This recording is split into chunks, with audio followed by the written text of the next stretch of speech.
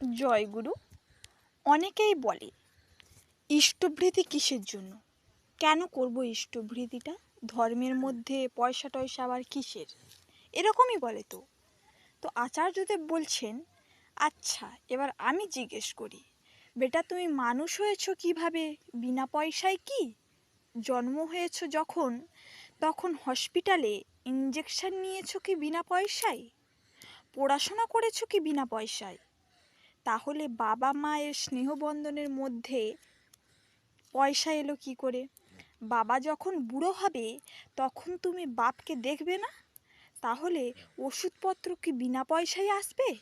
তাহলে তোমার বেটা বাবার সাথে স্নেহ সম্পর্কে যদি পয়সা ঢুকতে পারে, তাহলে তোমার সাথে ঈশ্বরের কেন ঢুকবে না?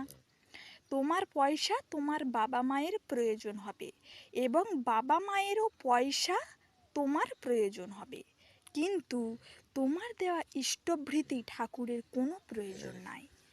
তিনি তোমার মঙ্গলের জন্যই নিচ্ছেন। কখনো ভয় পাবেন না, কোনো বিষয়েই ভয় পাবেন না। ঠাকুর যা বলেছেন এটাই একমাত্র মানবদের ত্রাণ করার উপায়। জয় গুরু।